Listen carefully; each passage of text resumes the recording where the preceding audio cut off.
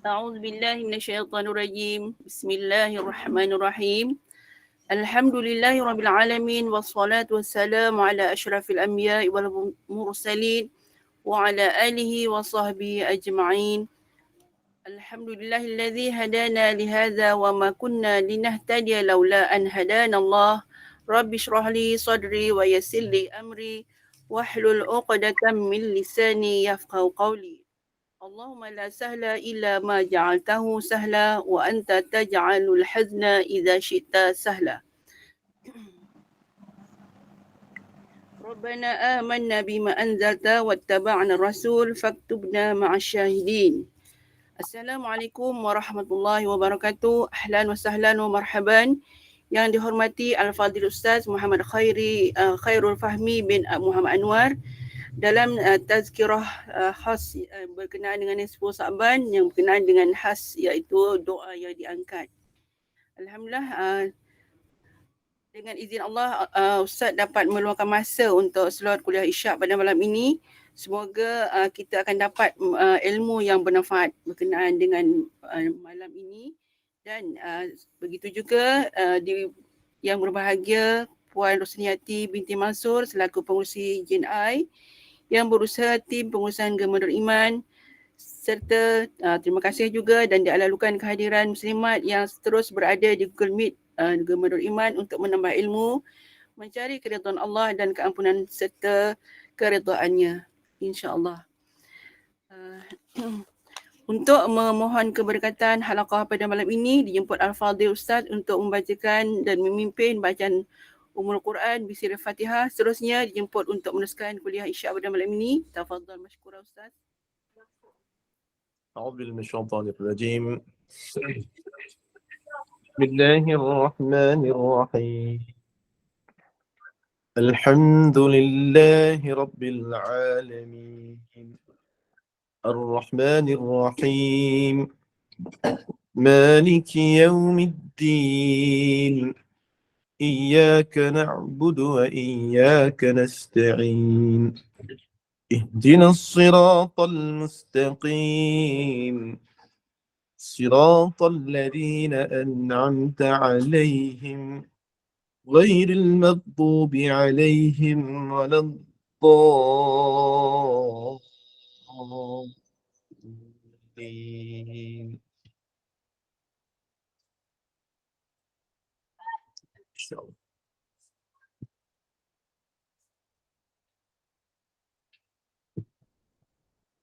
Betul kan? Teruskan tu Ustaz tadi. Oh, teruskan? Okey. InsyaAllah. A'udzu minasyaitonir rajim. Bismillahirrahmanirrahim. Alhamdulillahirabbil alamin. Wassalatu wassalamu ala asyrafil anbiya wal mursalin. Sayyidina wa nabiyyina wa habibina wa syafi'ina wa zukhrina wa maulana wa qudwatina Muhammadin al-Mustafa sallallahu alaihi wasallam wa ala alihi wa ashabihi ajma'in. Allahumma ya muqallibal qulub, Allahumma ya musarrifal qulub, sarrif qulubana ala ta'atik. Allahumma arinal haqqa haqqa warzuqna ittiba'a. Allahumma batila batila warzuqna ijtinabah. Allahumma inna nas'aluka khaira ma fi hadzal lail. Berikan kepada kami kebaikan yang ada di saat mana kami berada di sepanjang malam, pada malam ini, malam nisfu Sya'ban. Wa na'udzubika min syarri ma fi hadzal lail. Dan kami berlindung denganmu dari segala keburukan, mudarat, kecurian, kemalangan, kesakitan, dosa yang ada di saat mana kami berada di sepanjang malam nisfu Sya'ban ini. Wa na'udzubika minal bukhli, dan kami berlindung denganmu dari sifat bakhil, kedekut. Wa na'udzubika minal kasal, dan juga lemah, malas untuk beramal, beribadat, berdoa pada malam ini. Wa na'udzubika min su'il kibar, dan kami berlindung denganmu daripada melakukan maksiat dan kecil maupun yang besar. Wa na'udzubika min adzabil qabr. Di dalam keberkatan pada malam ini, lindungi kami ya Allah daripada azab kubur. Wa na'udzubika min adzabin nar. Dan kami berlindung denganmu daripada azab api neraka jahannam. Wa sallallahu ala sayyidina Muhammad wa ala alihi wa sahbihi wa sallam. Walhamdulillahi rabbil alamin. Wa ba'd. Assalamualaikum warahmatullahi wabarakatuh. Alhamdulillah, bersyukur kepada Allah Subhanahu wa taala dengan limpah rahmat yang telah Allah Subhanahu wa taala berikan kepada kita.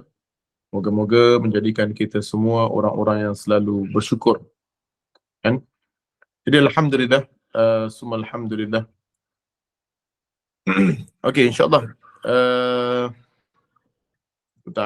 Okey. Kita bagi tajuk pada iaitu tajuk kita iaitu tentang nisfu Sya'ban pada malam ini, dan juga tentang bagaimana doa, doa diangkat, ataupun bagaimana doa ini diangkat oleh Allah Subhanahu wa taala. Tapi ini bukan khususan tentang nisfu Sya'ban, cuma nak sebut bagaimana doa yang diangkat. Cuma ada satu hadis yang saya nampak adalah hadis yang paling baik daripada mana-mana hadis nisfu Sya'ban. Hadis ini antara hadis yang paling baik, yang juga yang paling baik yang pernah disebutkan oleh hadis Nabi yang paling sahih. Saya baca sedikit, saya cari dalam Riyadhus Shalihin, Al-Imam An-Nawawi, dan juga Allahumma salli ala Muhammad. Okey, ada satu hadis yang disebutkan tentang hadis yang paling baik. Di antaranya ada hadis yang Nabi sebut sallallahu alaihi wasallam, iaitu ketika mana Allah Subhanahu taala menceritakan bahawa Allah melihat makhluknya di malam nisfu Sya'ban. Di antaranya banyak yang menyebut tentang hadis-hadis itu adalah hadis yang dhaif. Allah datang dan Allah melihat dan sebagainya. Tetapi sebahagian hadis yang Nabi SAW sebut, yang para ulama'nya yang menyebut hadis ni adalah hadis yang sahih. Jadi bila peraturan di sini, dia perantaraan antara ulama'-ulama', ada yang menyebutnya sebagai hadis yang tidak dipertikaikan, ada yang kata hadis itu sebagai hadis yang tidak sahih, ada yang disebutkan hadis itu adalah hadis yang sahih. Antaranya hadis yang sahih itu apa dia? Iaitu yattali'u. Ada satu hadis tu saya baca dalam Dr. Azrul Bakri, ada satunya yang sahih, iaitu yattali'u azza wa jalla ila khalqihi lailatan nisfu min Sya'ban. Allah SWT melihat pada malam nisfu Sya'ban, kemudian mengampunkan hamba-hambanya kecuali dua golongan, iaitu yang bermusuhan dan yang membunuh diri. Jadi bila kita sebut kat sini ada satu hadis yang baik sanadnya, yang tidak dipertikai para ulama, iaitu Allah turun. Maksudnya banyak-banyak hadis tadi tu yang Allah melihat semua hadis dhaif. Tiba-tiba ada satu hadis yang sahih sama juga. Allah melihat pada malam nisfu Sya'ban dan ingin mengampunkan dosa-dosa hamba-Nya, melainkan orang-orang yang selalu bermusuhan, berdebat, gaduh pada malam ni, dan orang-orang yang membunuh diri. Bunuh diri. Jadi saya cuma nak sebut, bila tengok dalam kesimpulan daripada ayat-ayat ini, maka Rasulullah Al-Bakri menyebut tentang ada kelebihan pada malam itu, iaitu kelebihan dia Allah nak ampunkan dosa. Yang ini ulama-ulama boleh katakan sepakat. Pada malam ini Allah nak ampunkan dosa, cuma perbahasannya tidak ada amal-amal yang khusus. Tidak ada amal-amal. Ini perbezaan pandangan. Ada yang kata boleh baca Yasin. Ini ulama-ulama dulu tak susun. Kata mungkin boleh begini. Tapi tidak ada amalan yang dikatakan bid'ah itu yang sebagian ulama, iaitu dikata tidak ada pengkhususan. Itu je lah. Jangan mengkhususkan malam ni ada kelebihan baca Yasin begini. Nak baca Al-Baqarah pun boleh. Macam itulah. Tak nak baca Al-Baqarah, baca Astaghfirullah pun boleh. Cuma di sini malam ini boleh dikata sepakati para ulama tentang malam yang dilihat oleh Allah, dan Allah ingin ampunkan dosa. Allah ingin ampunkan dosa. Jadi bila kita melihat malam ini adalah malam yang disepakati para ulama tentang pengampunan dosa, mengapa kita tak cari satu benda yang satu titik pertemuan yang semua ulama tidak pertikaikan, iaitu Nabi SAW kan, ketika mana menyebut tentang doa, tentang doa, saya nak sebut satu hadis, iaitu Nabi ada antara doa yang mustajab. Yang pertama doa yang mustajab. Pertama sekali kalau kita nak sebut tentang doa ni, yang pertama sekali doa tu pentingnya mustajab. Mustajab ataupun makbul, ataupun makbul. Kenapa saya kata tadi ma min muslim, hadis yang baik, hasan, dia boleh buat hujah, ma min muslim yad'u bi da'watin laysa laha fiha ismun. Tidaklah seorang mukmin tu kalau dia berdoa, ni bila-bila pun tak apa, dia berdoa tidak ada dosa pada doa tersebut. Jadi kalau doa tu ada dosa, maka doa tu tidak apa, kalau dia mustajab sekalipun Allah jawab, tapi doa tu takkan mendapat kebaikan. Doa yang tidak ada dosa ni, contohnya doa ada dosa ni macam mana? Contohnya kalau dia tengok imam tu sembahyang tarawih, Allahu akbar, imam tu baca panjang, ya Allah baik mati ke imam ni, kata. Dia doa lah kat belakang, mati cepatlah imam ni, nyusahkan orang, panjang sangat baca. Ini doa yang tak baik. Jadi doa yang tidak ada dosa, doa yang tidak memutuskan silaturahmi. Dia tengok kawan tu bagus, hebat, dia cemburu, bercerai bagus, suami isteri ni, hari kita. Betulnya doa yang memutuskan silaturahmi dan sebagainya. Maka doa-doa begini tidak termasuk. Ni doa yang dikata apabila doa tu doa baik, doa yang minta kebaikan, maka sekiranya di doa tu, maka illa a'tahu Allahu biha ihdasalas. Maka bila doa yang begitu, Allah mustajabkan doa. Mustajab. Mustajab dengan makbul ni sama. Mustajab ni Allah jawab kan. Kita minta Allah jawab. Yang kedua makbul Allah terima. Makbul dan mustajab ni sama makna dia. Maksudnya Allah jawab. Bila Allah dah jawab mustajab, maka tidak lain melainkan akan diberikan kepadanya salah satu dari ketiganya. Antara pertama, kalau dah mustajab doa tu, mustajab doa, makbul doa, maka ketika itu imma an tu'jala lahu da'watu. Allah akan tunaikan hajatnya. Maksudnya, salah satu daripada kelebihan doa mustajab adalah Allah tunaikan hajatnya. Dan pada malam ini kan Allah kata Allah turun ke langit dan dunia untuk melihat manusia, dan Allah ingin ampunkan. Allah nak naikkan segala apa-apa doa yang kita nak. Jadi mustajab doanya.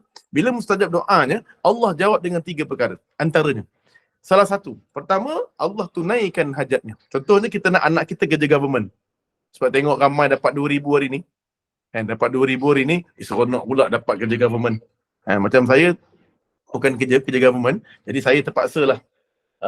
Sebelum saya ni saya dekat KL ni. Dekat KL, saya kat Genting Highland. Bukan Genting Highland, bawah. Jadi sebelum nak cuti, saya kena siapkan apa tadi? 1,000, berapa ribu paket? Dah siapkan 600 ataupun 400, 200 paket. Paket kurma, jual. Dapat duit, dapat. Dia kerja sendiri. Dia sendiri kenalah buku usaha sendiri. Kan? Jadi dapat. Jadi bila kita minta pada Allah pada malam ini, kita minta supaya kerja, supaya dapatlah anak ni kerja government. Bagus, senang kau. Kan? Tapi, mak kita dulu mungkin minta saya kerja government. Mak saya dulu nak saya kerja government. Ni dapatlah kerja government. Mak saya nak sangat saya kerja government. Cikgu. Ni orang tua-tua dulu. Dan saya pun dah kerja government. Saya pun dah setahun lebih. 2 tahun kerja government. Dan saya pun berhenti. Saya berhenti memang tak boleh masuk kerja government. Saya tahun 2007. 2 tahun 2007 saya stop kerja government. Okey, jadinya bila Allah nak apa mak saya minta, makbul doa. Dan pertama sekali Allah tunaikan hajatnya. Dan yang kedua, kalau Allah tak tunaikan hajatnya, Allah pilih yang kedua, wa imma ayyadakhira lahu fil akhirah. Allah simpan doa tu untuk akhirat. Maksudnya kalau mustajab tak semestinya kita tunai. Tak semestinya tertunai. Yang ketiga, wa imma ayasrifa anhu minas su' misluha. Allah akan buangkan sifat jelek daripada kita ni. Sifat jelek. Kita ni ada sifat jelek. Jadi 3 benda ni. Jadi kalau kita doa, mungkin kita pernah doa, ya Allah, jadikanlah bakal suami, bakal menantu aku ni handsome macam UKF tu. Allahu Akbar. Macam Ustaz Adi. Ustaz Adi tak nak. Habis Ustaz Imam muda, itu muda sangat, macam budak-budak. Macam UKF tu. Dia sedang elok. Sedang elok. Okey. Jadinya bila nak macam tu, tiba-tiba dapat bakal mertua, bakal menantu, macam Ustaz Imam muda. Mengeluh kita. Tak dapat tunai. Macam Ustaz Khairul Fahmi tu. Tak apa, tak ada masalah. Doa tu tidak ditunaikan. Mustajab dah tidak ditunaikan. Malah Allah berikan, Allah simpan benda itu untuk di akhirat kelak. Allah simpan di akhirat kelak. Yang ketiga, kalau Allah tak simpan di akhirat kelak, Allah akan buangkan sifat jelek pada anak kita tu. Sifat jelek dia. Jadinya, saya nak sebut sini, doa ni yang penting mustajab. Yang penting mustajab dan Allah yang akan tahu apa yang nak dibuat dengan kita ni. Kita tunaikan ke? Tak ditunaikan ke? Sebab kita tak tahu apa yang baik. Kadang-kadang mungkin mak saya nakkan saya kerja government dulu. Tapi ada sebab, mungkin disebabkan masa tu ayah saya sakit. Kan? Sakit teruk yang bawa ke hospital selalu. Jadi saya kena berhenti. Jadi saya pun cakap bapak saya, macam mana kalau saya berhenti kerja government ni? Bapak saya kata rezeki tu luas. Rezeki luas. Saya betul lah apa yang bapak saya kata tersebut. Semenjak saya berhenti daripada jadi cikgu dulu, saya belum kahwin. Berat badan saya 56. Sekarang setelah mana berhenti, naik sekarang kan dah 83. Maksudnya berat badan tak pernah turun lagi. So, walaupun maksudnya cukup makan lah. Cukup makan lah. Tapi tadi saya makan sardin. Orang rumah saya dia pergi masak nasi, lauk sardin. Rupanya berpingat, tapi boleh tahan juga sedap makan dekat Cabinet Highland ya. Makan sardin dengan nasi putih. Layan budak-budak ni mandi kolam tadi. Okey, jadinya kadang-kadang nikmat ni tak payah makan steak, tak payah makan sedap, makan simple-simple pun sedap. Okey, jadinya saya nak sebut tentang bagaimana doa ni mustajab dan makbul dengan doa tertunai tak sama. Doa kita ditunaikan, doa kita tertunai, Allah dengar doa kita dengan doa tertunai tak sama. Kita fikirkan, doa aku tak makbul lah sebab tak makbul doa aku ni. Bukan tak makbul, doa tu makbul. Cuma Allah tak tunaikan. Yang kedua, kalau Allah tak tunaikan, Allah beri pilihan kepada Allah bagi yang lain, iaitu Allah simpan untuk akhirat. Yang ketiga, Allah buangkan kejelekan pada kita. Jadi itu orang tak faham. Kadang-kadang dia akan doa tertunai dengan doa termakbul sama. Doa makbul lain. Doa makbul ni Allah terima. Contoh saya nak bagi tahu. Pertama sekali, saya nak Allah jawab.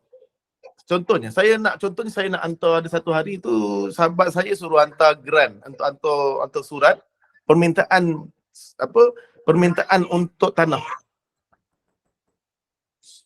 Permintaan untuk tanah kurnia. Saya kata tadi kalau hantar tanah kurnia ni, saya kalau nak jumpa, saya nak jumpa dengan pegawai dia terus. Kalau sekadar hantar borang je, kan letak dekat dia punya bakul tu, kerana dia kata letak kat bakul. Saya kata saya letak je memang takkan dapat lah tanah tu. Sebab sekadar letak dalam tu. Maksudnya saya tak jumpa betul-betul. Maksudnya betul-betul borang tu saya tak yakin sampai ke tak. Tu. Macam kita lah doa, kita tak tahu sampai kita doa kita ni. Pertama sampai dulu, paling tidak pun jawab. Oh, permohonan tidak diterima sebab borang tak cukup gini. Okey, sekurang-kurangnya sampai. Sekarang ni borang tu pun tak mustajab. Borang tu pun kerani tak sampai. Jadi apa tahu kenapa? Borang tu dibakul sampah kan, kadang-kadang dia letakkan orang nama-nama lain dekat atas tu. Nama-nama kaum kurnia. Lala yang dapat tu cuma anak saudara, bapak saudara, anak saudara YB, anak kerani. Sebab itu semua yang dapat kat atas. Sebab saya pernah belajar dengan satu pegawai besar daripada Pejabat Tanah. Dia kata sini Pejabat Tanah ni dikata antara satu pejabat kerajaan yang tidak ada ISO. Audit perfilan tak ada. Jadi kita tak dapat nak tahu macam mana audit. Dan dia kata sini kadang-kadang kalau isi borang tu kena terus. Antur dengan dia, pegawai. Sebab kat sini kadang-kadang credibility surat tu kalau tak bedak sekali pun cantik warna-warni macam pelangi, letak minyak wangi kat surat tu, borang tu, kadang-kadang tak sampai ke atas pun. Kadang-kadang makan kat bawah. Jadi dia kata credibility tak penting. Meminta mohon tanah ni, tapi yang penting capability. Credibility tak penting, capability tu penting. Sebab saya nak bagi tahu, capable ni, macam mana kita nak sampai kepada Allah? Nak sampaikan kita punya doa ni kepada Allah, kita tak ada capable. Kita tak ada wasilah. Kalau macam saya pergi immigration sebelum ni, tengah-tengah pergi tu, tiba-tiba dikenal, Ustaz Akhdar Fahmi kan? Dia nak panggil Ustaz Imam Muda mungkin, tapi sebab UKF kan? Dia kata. Sebab saya pernah ngajar situ. Saya pernah ngajar kuliah dekat situ, kat immigration. Jadi kan, betul ambil gambar. Okey, ambil gambar lah. Lepas tu, masa tu ada Ustazah Wanjah kan. Kenal Ustazah Wanjah tak? Ustazah Wanjah, Ustazah Wanjah pun ada masa tu kat surau. Ustazah Fahmi. Saya tengah buat pasport. Tiba-tiba saya tengah buat, tengah duduk. Okey, Ustazah Fahmi. Dah siap? Siap. Rupa-rupanya Ustazah Wanja suruh siapkan. Maksudnya kabel kat belakang tu. Disuruh, itu UKF tu suruh siap cepat. Suruh siap cepat, sebenarnya ada orang yang kenal saya, disuruh siapkan cepat saya punya. Maksudnya kat sini, saya ada kabel lah. Ni contoh yang tak berapa baik sebenarnya. Tapi sekurang-kurangnya saya ada kawan kat situ. Saya tengah ada benang, siap dah. Tak apa, ni personal Ustaz. Personal Ustaz. Ustaz boleh cepat sikit buat kerja. Jadi sampai 1 jam saya siap. Saya cuba nak sebut kat sini, bila kita ada menumpang nama Ustazah Wanja sebagai pegawai immigration, kan? Ataupun sebagainya, maka kerja saya di immigration akan lebih mudah sebab ada orang kenal. Okey, sekarang ni, bagaimana doa kita nak mustajab? Antara doa nak mustajab, satu hadis yang hasan, hadis yang sangat baik, kan? Sanadnya sangat baik, jayyid, yang disebut antara salah satu kelebihan selawat. Sayyidina Umar menyebut dalam hadis marfu'. Hadis marfu'. Iaitu inna doa. Ni Sayyidina Umar sebut. Walaupun Sayyidina Umar sebut, tapi hadis ni hasan. Hadis yang baik, yang kuat di bawah hujjah. Umar berkata, inna doa mawquf. Doa kita ni terhenti. Bainas sama'i wal ard. Di antara langit dan bumi. Kita di doa, kalau kita contoh kita minta, Ya Allah, Ya Tuhanku, berikanlah, jadikanlah anak aku ni SPM-nya jaya. SPM pakat 1. Pakat 1 ataupun kita punya SPM ni 9A. Maka doa tu terhenti di langit, antara langit dunia dan antara langit dan dunia. Terhenti. La yas'adu had minhu syai'un. Tidak akan dibentang di depan Allah. Takkan. Maksudnya tak sampai ke Allah. Maksudnya tak mustajab. Allah tak jawab pun. Allah tak jawab, tak sampai, tak dibentang, tak makbul, tak diterima lagi surat tu, permintaan kita tu. Hatta tusalli ala nabiyyika Muhammadin sallallahu alaihi wasallam. Sehinggalah kamu bersalawat kepada baginda Nabi sallallahu alaihi wasallam. Nampak tak? Maksudnya kama qala, dikata bahawa rawahu Tirmizi wa hadisun hasan. Jadi disebut kat sini menyebut tentang bagaimana kita kena bertawassul dengan salawat. Kita kena menumpang wasilah. Sebab kita siapa? Apa tadi? Kak Adi Irma. Siapa lagi? Kak Amanira. Hajar Moda. Bonda Ros. Khairul Fahmi lagi. Kan? Khairul Fahmi. Siapa ni? Khairul Fahmi. Satu penduduk langit yang saya ni siapa? Bonda Hajar Moda ni. Lagi kan? Ni orang mana ni? Brunei. Mana satu? Kan? Imam muda. Lagilah. Lemah. Lemah. Muda lagi. Kan? Jadinya kita lah menyebut tentang bagaimana, kan? Kita nak sebut tentang bagaimana Khairul Fahmi siapa. Kalau kita tak gunakan wasilah, iaitu kita punya menumpang. Kan pernah tengok tak orang nama, kalau kita solat yang ada wasilah. Solat yang boleh jadikan wasilah, solat apa? Solat maksudah kan, antaranya solat duha. Solat yang ada waktu. Solat yang boleh jadi wasilah ni adalah solat yang ada waktu. Solat duha, solat apa lagi? Solat qabliyah, ba'diyah. Ini solat yang ada waktu. Solat yang lain, solat macam solat hajat, istikharah, dia bukan solat maksudah. Maksudnya, kita kalau nak menumpang tak boleh menumpang dengan ni. Kalau kita nak menumpang solat hajat, boleh menumpang dalam solat duha. Boleh? Wasilah. Gunakan sebagai wasilah. Solat duha ni sebagai wasilah. Tumpangan. Jadi, solat hajat, kita malah nak buat solat hajat. Jadi, kita numpang solat duha. Dalam solat duha tu kita minta hajat. Boleh? Kita jadikan istikharah. Boleh? Solat qabliyah kita jadikan solat istikharah. Boleh? Tak ada masalah. Kita menumpang. Kita menumpang. Maksudnya, kita menumpang dalam solat begitu. Maka tak ada masalah. Tidak ada masalah. Sebab wasilah ni menumpang. Jadi saya menumpang nama Nabi. Sebab Nabi ni siapa? Rasulullah sallallahu alaihi wasallam. Orang yang dikenali seluruh umat. Seluruh dunia, baik langit dan bumi. Sebab tu ulama dia kata bahawa antara kelebihan selawat ni, kenapa Nabi sallallahu alaihi wasallam, Sayyidina Umar ni, kerana dia mengatakan, ulama menceritakan, mentakhrijkan hadis ini, meletakkan maksud dia, kerana kita telah berwasilah ataupun kita telah bertawassul dengan amalan kita, selawat kita. Kita gunakan selawat ni sebagai tawassul. Tawassul dengan ibadat sepakat, tak ada satu ulama pun yang berselisihan pendapat. Yang berselisihan pendapatnya bila kita yang ada yang mengatakan kita bertawassul atas nama tubuh badan Nabi. Ada yang kata boleh, ada yang kata tak boleh. Saya tak nak bicara hari inilah sebab kita kurangkan berdebat pada malam ini. Kurangkan bermusuh, kurangkan berdebat pada malam ini. Banyakkan beramal. Jadinya ada yang kata bahawa kita boleh bertawassul atas tubuh badan Nabi. Wahai Rasulullah, ya Allah dengan keberkatanmu wahai Rasulullah, hamba-Mu ini doa atas nama Nabi. Ada yang kata boleh. Sebagai ulama kata tak boleh. Tapi kalau bertawassul dengan ibadat, tak ada satu ulama pun yang tidak bersetuju. Malahan saya dengar dalam YouTube, malahan Dr. Mazhar Rozaini pernah menyebut bertawassul atas nama selawat, tak ada masalah. Ini Salafi punya lah. Ini Salafi punya geng. Tak ada masalah. Boleh. Maksudnya, saya dapat, yang ini tidak ada perselisihan. Iaitu bertawassul atas nama selawat dengan nama selawat. Ibadah. Jadi pada malam ini, kita punya doa nak naik atas macam mana? Kita kena menumpang nama apa? Kita kena menumpang dengan ibadat selawat. Sebab selawat dia tidak akan ditolak oleh Allah Subhanahu wa taala. Walaupun hadis tentang selawat tidak akan ditolak itu hadis yang dhaif.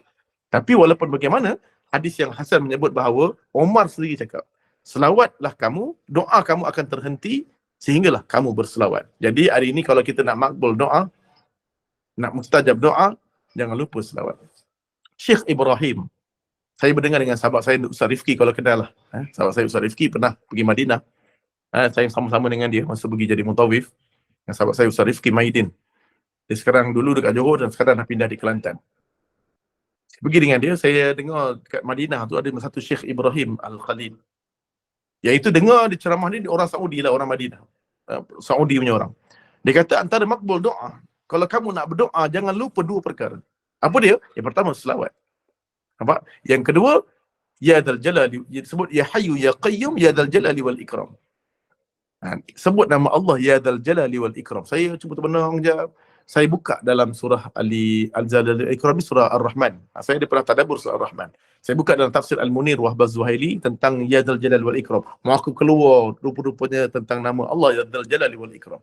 Maka Nabi kata, jangan pernah tinggalkan sekali pun bacaan Dzal Jalali wal Ikram selepas solat. Jangan tinggalkan. Nabi ni tak pernah tinggalkan perkataan Dzal Jalali wal Ikram ketika berdoa. Dan itu lagi-lagi selepas solat. Saya mula-mula fikir, apa pun, betul tak? Selepas kita solat, Nabi tak pernah tinggalkan Ya Dzal Jalali wal Ikram. Kita mesti pening. Ya ke Ustaz? Ya, cuba tengok hadis Nabi. Saya cari-cari, rupanya ada. Contohnya Nabi SAW lepas solat, Nabi akan baca Allahumma antas salam wa minkas salam tabarakta ya dzal jalali wal ikram. Nampak? Satu-satunya nama Allah yang Nabi seru ketika lepas solat yang tak pernah Nabi tinggal adalah tabarakta ya dzal jalali wal ikram. Dia akan seru nama Allah dzal jalal. Kan doa tu. Satu-satunya doa Nabi yang Nabi tak pernah tinggal, ulama kata adalah Allahumma antas salam wa minkas salam tabarakta ya dzal jalali wal ikram. Jadi saya kat sini nampak susunan dia lepas kita dah doa ni. Wassalatu wassalamu ala asyrafil anbiya wal mursalin sayyidina Muhammad wa ala alihi wa sahbihi ajma'in. Selawat dulu. Allahumma salli ala Muhammad wa ala ali Muhammad. Ya Hayyu Ya Qayyum Ya Badi'as samawati wal ard Ya Dzal Jalali wal Ikram. Nampak? Saya sampai hari ini saya akan buat benda ni sebelum saya doa. Sebelum saya doa. Jadi selawat tu jangan lupa. Ada hadis dalam Azkar Imam Nawawi. Siapa yang ada Azkar Imam Nawawi? Dalam bab masuk masjid kan? Cuba buka Azkar Imam Nawawi dalam bab masuk masjid. Ada kan hadis dia, dia kata apa? Barang siapa yang masuk ke masjid dengan kaki kanan, maka berselawatlah ke atas Nabi dan kemudian bacalah Allah maftah li Abu Rahman. Kan ada selawat. Cuba anda balik. Cari balik. Kan ada bab selawat, ada bab selawat.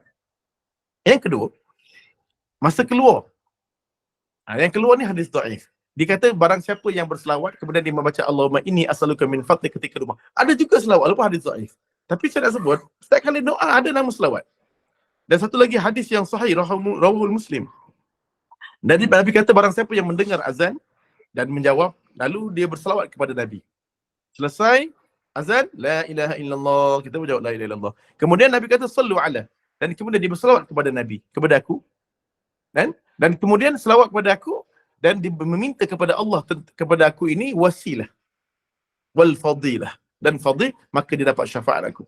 Jadi bila kita lepas solat, lepas azan, kita terus tak baca wasilah Allahumma rabb hadhihi da'watit tammah. Dalam hadis sahih Muslim itu tersebut selawat dulu. Kita lupa kat situ. Banyak saya tempat hadis-hadis yang sahih yang kita tinggalkan, iaitu selawat. Baru saya perasan, saya tengok di Madinah, di Mekah. Cuba dengar betul-betul kalau lepas azan. Lepas azan dekat TV dia keluar juga azan live kat TV dia. Cuba sampai pergi TV Mekah, kita berdengar. TV Madinah, cuba dengar. Lepas dia azan, la ilaha illallah. Cuba tengok apa dalam TV tersebut. Allahumma salli ala Muhammad wa ala ali Muhammad kama barakta ala Ibrahim wa ala ali Ibrahim wa barik ala Muhammad wa ala ali. Cuba tengok. Dia akan baca selawat Ibrahimiyah lagi. Kemudian barulah Allahumma rabb hadhihi ad-da'wati tammah. Maksudnya, kalau kerajaan Saudi Mekah punya TV, dia akan baca selawat dulu. Malah bukan selawat biasa-biasa. Selawat seafdal selawat. Selawat Ibrahimiyah. Jadi siapa yang malam ni kalau yang nak betul-betul baca selawat Ibrahimiyah. Barulah doa kepada Allah. Sudah saya sebut dengan syekh saya dulu. Dia kata kalau lagi baik, baca buka dengan selawat, tutup dengan selawat. Kan kita kan buka dengan Allahumma salli ala Muhammad wa ala ali Muhammad. Ya Allah Tuhan kami, Tuhanku. Lepas tu nanti tutup kan? Sallallahu ala Muhammad wa ala alihi wa sahbihi. Kan kita buka dengan selawat, tutup dengan selawat. Selawat itulah yang menyebab pengangkat doa kita. Okey, itu yang pertama. Untuk kita mustajab doa. Ingat kan kita yang pertama nak mustajab doa dulu. Mustajab ataupun makbul doa. Terserah kepada Allah, setelah makbul doa, Allah nak bagi yang mana? Allah nak tunaikan ke? Contohnya kita minta. Kita minta. Ya Allah, ya Tuhan kami, ya Tuhanku, ya Allah, jadikanlah aku ni contohnya kaya. Allah makbul doa. Sebab apa? Selawat. Kan? Makbul doa. Bila makbul doa, mustajab doa, Allah jawab. Cuma adakah Allah tunaikan? Okey, pertama mungkin Allah tunaikan. Allah jadikan saya kaya. Tapi ada kedua mungkin. Fahmi ni tak boleh kaya. Belum kaya dah sombong. Belagak. Biarlah dia kekal tak kaya. Dia gitu je dia. Dia gitu je. Kalau kaya mungkin lain macam dia. Jadi dikekalkan begitu. Jadi Allah balas mana? Allah simpan untuk akhirat. Ya Allah, salli ala Muhammad. Seronok berdoa ni. Kalau mustajab. Kalau kita tak ditunaikan pun Allah akan mustajab. Allah akan simpan di akhirat kelak. Yang ketiga, Allah akan buangkan sifat jelek saya. Saya kadang-kadang fikir balik banyak juga sifat jelek saya. Bila masuk dalam 40 tahun ni, banyak benda yang saya dulu kalau bangun tidur je nak mengamuk, marah. Tapi sekarang dah hilang benda tu. Dah hampir hilang. Dulu waktu muda-muda, ya Allah panggil begini. Waktu serupa-rupanya mungkin sebab doa ibu saya. Mungkin dulu ibu saya nak sangat saya jadi kerja government. Mungkinlah. Tapi tak termakbul. Bukan tak termakbul, tak tertunai hajatnya. Tapi Allah letakkan hajat dia tu, rupanya mungkin Allah simpan di akhirat kelak. Ataupun telah menyebabkan sifat jelek saya banyak terbuang. Sikit-sikit hilang. Sebab tu hari ni kadang-kadang ada makcik-makcik yang dulu perangainya, ya Allah. Kan? Ada orang yang bila depan orang, sedawa je. Tapi bila tua, baik lah. Dulu akhlak dia Masya Allah teruk. Tapi bila semakin lama, semakin umurnya semakin baik, rupa-rupanya kerana doa kita. Yang sebelum ini tidak tertunai, Allah tunaikan dengan buang sifat jelek. Kerana buang sifat jelek kita itu lebih baik daripada kita Allah makbulkan doa kita. Kita nak kaya je. Kadang-kadang kaya ni untuk apa? Nak bahagia. Belum tentu bahagia. Jadi Allah nampak, tak boleh ni. Kan? Contohnya macam suami ke adik Irma. Ya Allah, jadikanlah aku ni, adik Irma tu, nakkan madu kan. Madu. Allah makbulkan doa dia. Tapi Allah tak tunaikan. Allah kata aku simpan untuk akhirat.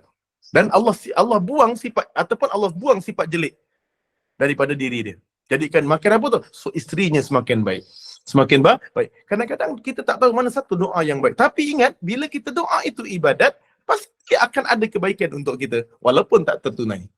Okey, itu yang pertama. Yang kedua, saya dah sebut yang lepas. Yang kedua apa dia? Iaitu hadis rawahul Muslim. Iaitu ketika mana Nabi SAW turunnya suratul Fatihah, kan? Turunnya suratul Fatihah dan amanar rasulu bima, saing datang. Al-Fatihah dan amanar rasul ini datangnya saing, serentak. Iaitu ketika mana bainama Jibril, Ibnu Abbas, ni hadis Muslim, Ibnu Abbas ketika mana dikata ketika mana Jibril bersama dengan Nabi SAW, Jibril ini dengar satu suara. Satu suara dari langit dan kemudian malaikat pun mengangkat kepalanya lalu dia mengatakan pintu hari ini pintu terbuka. Sebab itu kalau buka dalam kitab kita akan nampak Fatihah ni banyak nama surah lain. Antaranya Fatihah ini dinamakan surah Ruqyah. Kadang-kadang Fatihah ini dipanggil Sab'ul Masani. Kadang-kadang dipanggilkan 7 pintu langit. Kadang-kadang dipanggil dengan surah Ummul Kitab. Betul? Faham surah Fatihah? Banyak. Jadi kenapa banyak? Antaranya kenapa disebutkan bahawa ketika turunnya itu 7 pintu langit terbuka.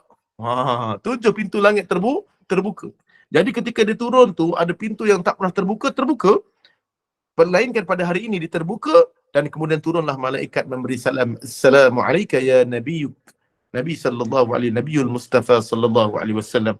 Abshir binurain. Aku bawakan berita gembira kepada kamu 2 cahaya. Lebih besar dari cahaya Al-Mulk. Lebih hebat daripada surah Al-Ikhlas. Lebih hebat dari suratul Kahfi. Lebih hebat dari spotlight. Mana pun yang ada dalam dunia ni. Mana-mana wahyu daripada Nabi Adam sampai sampai hari ini, tidak ada satu wahyu pun cahayanya lebih besar daripada suratul Fatihah. Hebat tak hebat? Kenapa? Lan taqra. Tidak sekali-kali kamu baca Fatihah itu biharfin setiap hurufnya. Minhuma illa a'taitah. Melainkan menjadi asbab a'taitah. A'taitah ini ada 3 makna. Yang lepas apa? Siapa yang boleh tahu? Yang lepas pertama, ulama kata, melainkan Allah datang kepada dia. Menjadi asbab Allah datang kepada dia. Kenapa dalilnya? Dibawa hadis yang lain. Iaitu hadis yang lain itu, dibawa hadis daripada hadis rawahul Muslim. Kan? Ketika mana Nabi SAW dia menyebut, ketika mana dia kata ketika mana Allah Subhanahu Wa Taala memberikan as-salah. As-salah tu kadang-kadang Al-Fatihah juga dinamakan as-salah. Doa. Kan? As-salah tu maknanya doa. Jadi kadang-kadang Al-Fatihah juga namanya as-salah. Jadi bila mana kita baca Al-Fatihah, maka Allah kata aku bagikan kepada 2 bahagian antara aku dan hamba-Ku. Qala al-'abdu, ketika mana hamba-Ku menyebut Alhamdulillahi Rabbil Alamin. Ini hadis rawahul Muslim. Ketika itu Allah menjawab, Hamiduni abdi, hamba-Ku telah memujiku. Ar-Rahmanir Rahim. Maka Allah menjawab, Asna alayya abdi, hamba-Ku telah memuliakan aku. Dan ketika mana kita menyebut Maliki Yaumiddin, maka Allah pun menyebut Hadza baini wa baini abdi wa li abdi ma sa'ala. Ini adalah perjanjian antara aku dengan hamba-Ku dan apa yang hamba-Ku minta kepada aku. Kemudian kita pun berdoa, kan? Allah makbulkan doa. Kemudian lepas tu ihdinas siratal mustaqim sampai akhir. Kalau tengok dia au kama qala rawahul Muslim. Ketika kita baca Fatihah ni menyebabkan Allah datang jawab. Bila kita baca Fatihah je bukan main-main. Kita baca setiap hurufnya menyebabkan Allah datang kepada kita. Yang ini ni saya ambil daripada ceramah tazkirah. Ini memang saya suka dengan ustaz tu lah. Dan itu saya kalau daripada KJDT, kita pernah panggil dia dan kita memang ambil buku dia. Dia sebagai buku untuk geografi ataupun manasik haji ataupun haji punya tempat lokasi. Dia itu Dr. Abdul Basir Abdul Rahman. Kan Dr. Abdul Basir Abdul Rahman. Ataupun dipanggil Abu Anas Madani. Dia orang Kelantan. Saya tak ingat apa dia punya pondok dia. Pondok durian. Ada saya nampak nama durian dia. Siapa tahu? Saya ingat cuma ada nama durian belakang. Assalamualaikum Ustaz. Pondok Sungai Durian. Pondok Sungai Durian Kuala Kerai. Pondok Sungai Durian okey, insya-Allah. Ada saya duduk sana. Okey. Tu. Saya ambil daripada kuliah dia tentang Fatihah. Jadi dimaknakan, dikata pandangan daripada ulama-ulama di Saudi, kebanyakan profesor-profesor dia, illa a'taitah itu tidaklah kamu baca wahai Muhammad satu huruf daripada suratul Fatihah illa a'taitah, melainkan menjadi asbab Allah datang kepada dia. Nampak? Allah datang mendekati dia. Asbabnya dibawa dalil tadi tu. Iaitu ketika pada kita baca Fatihah Allah jawab. Jadi kalau kita nak baca Fatihah Allah jawab. Jadi khusyuk solat. Yang kedua, illa a'taitah kita buka dalam tafsir Ibnu Katsir. Dalam tafsir Ibnu Katsir dia tak maknakan dengan illa a'taitah dengan Allah datang. Tetapi tidaklah kamu baca wahai Muhammad, wahai umatmu, wahai amanira, wahai admin rumah ngaji, admin Germa Nur Iman, wahai imam muda, wahai imam Aizat, wahai imam segalanya imam. Jadinya wahai khairul fahmi, tidak sekali-kali kamu baca suratul Fatihah ini satu hurufnya menjadi asbab Allah akan memberikan setiap hurufnya itu kebaikan. Maksudnya setiap huruf tu ada voucher dia. Setiap huruf tu ada voucher dapat. Ada voucher ataupun hadiah misteri. Seronok. Jadi tak payah rasa rugi. Ini Fatihah bro. Fatihah bukannya Al-Mulk. Al-Kahfi. Fatihah ada cahaya yang paling besar yang tak pernah diberikan kepada Nabi qablik. Nabi-Nabi sebelum kamu. Dan kemudian yang ketiga, yang ini jumhur, majority ulama. Iaitu majority ulama menyebutkan makna dia. Ini boleh jumhur ulama ni maknanya majority. Majority. Bila majority, dia kata apa? Kalau buka dalam sanadi fi hasyah ala sunan an-nasa'i ayyum mimma fihi min ad-du'a illa a'taita. Apa dia sebut? Tidak sekali-kali kamu baca suratul Fatihah setiap hurufnya menjadi asbab dimakbulkan doa. Dimakbulkan doa. Yang ni boleh katakan jumhurnya para ulama. Dan kalau saya dengar YouTube daripada Ustaz Buya Yahya, mana tengok tak Indonesia? Buya Yahya. Dia terjemahkan dalam keadaan yang sama. Iaitu kenapa dikata orang-orang Indonesia, bukan orang Indonesia saja, orang Malaysia pun sama. Orang Indonesia, tok guru Indonesia dikata, dia kalau baca doa, tok guru dia akan baca Fatihah dulu. Dia kalau nak baca doa dia, Al-Qari'ah, ada tak? Imam kita macam tu, ada tak? Dia baca Al-Qari'ah, tak ada kan? Dia baca Al-Fatihah dulu. Sebab apa? Dia kata menjadi asbab pembukanya pintu makbul doa. Makbul doa, mustajab doa, tak semestinya ditunaikan. Ingat, yang kita nak sekarang ni bukan ditunaikan, tapi dimakbulkan doa. Saya pernah dengar daripada Sayyidina Ali, satu kitab. Sayyidina Ali ni, dia kata bahawa aku gembira bila mana hajat aku tertunai. Aku doa kepada Allah, hajat aku tertunai. Contohnya, ya Allah, jadikanlah anak aku ni SPM dapat 9A. 9A1. Maka anak dia dapat 9A1, maka dia bersyukur dan gembira. Seronok kerana dapat. Tetapi sekiranya anak dia dapat 7A1, tak dapat 9A1 seperti yang dia nak, maka 2A1 tu lagi Allah simpan di akhirat. Dan yang kedua, yang ketiga, Allah akan balas dengan benda yang baik lagi, yang kau tak tahu.